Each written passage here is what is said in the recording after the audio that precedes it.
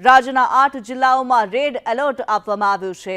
કચ્છ, જામનગર, દ્વારકામાં red alert, Porbandar, જૂનાગઢમાં red alert, Surat અને નવસારીમાં પણ વરસાદનું રેડ એલર્ટ આપવામાં આવ્યું। વલસાડ અને દમણમાં પણ રેડ એલર્ટની જાહેરાત કરવામાં આવી છે। 15 જિલ્લાઓમાં ઓરેન્જ એલર્ટ આપવામાં આવ્યું।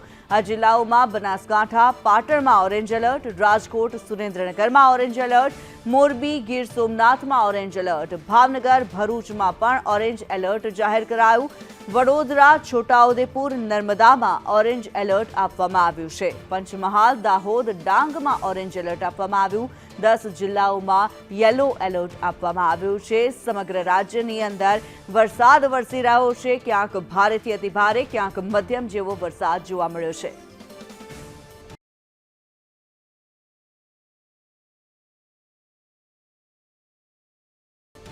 ચોમાસાની સિઝનમાં મોડે વરસેલા વરસાદે કહેર વર્તાવ્યો છે। જુઓ આ દ્રશ્યો, જેને જોતા જ પરિસ્થિતિનો તાગ આવી જશે। આમ તો મેઘરાજા મહેર વરસાવતા હોય છે, પણ 2 દિવસથી વરસતા વરસાદે રીતસરનો કહેર વર્તાવ્યો છે।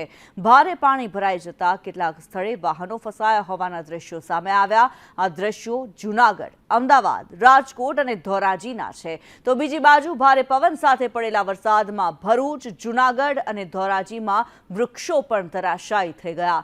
આમ અવિરત વરસતા વરસાદથી લોકોનું જનજીવન પ્રભાવિત થયું છે।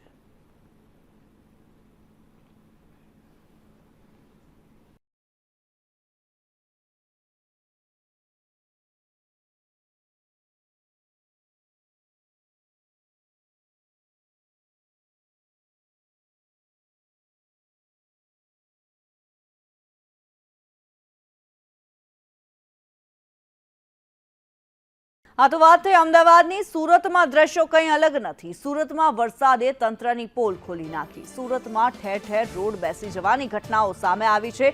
જહાંગીરપુરામાં સુમન વંદન રોડ બેસી ગયો। પાલિકાની ટીમ ઘટના સ્થળે પહોંચી ત્યારે શહેરમાં રોડ બેસી જવાની ઘટનાઓ હજી પણ યથાવત જોવા મળી રહી છે। વરસાદ હવે શરૂ થયો છે, ચોમાસું હવે શરૂ થયું છે અને હવે પ્રી મોન્સૂન કામગીરીની પોલ ધીરે ધીરે ખુલ્લી પડી રહી છે। જે પ્રમાણે રોડ બેસી જવાની ઘટનાઓ સામે આવી રહી છે।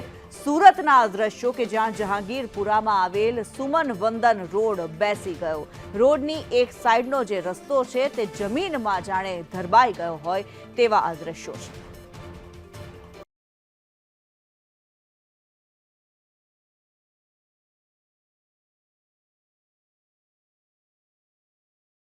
તો સુરતમાં ઘોડદોડ ઉમરા વચ્ચેનો રોડ બેસી ગયો। એસએમસીની પ્રી મોન્સૂન કામગીરીની પોલ ખુલ્લી પડી ગઈ। દાવા પોકળ સાબિત થઈ ગયા।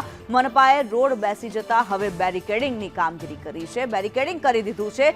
રોડ બેસી જવાને કારણે વાહન ચાલકોને ભારે હાલાકીનો સામનો કરવો પડી રહ્યો છે। જનજીવન જે છે અસ્તવ્યસ્ત થઈ ગયું છે। સમસ્યાઓનો પાર નથી। સુરતના જે દ્રશ્યો છે, ઘોડદોડ ઉમરા વચ્ચેનો રોડ બેસી ગયો, જેને કારણે લોકોને ભારે હાલાકીનો સામનો કરવો પડી રહ્યો છે।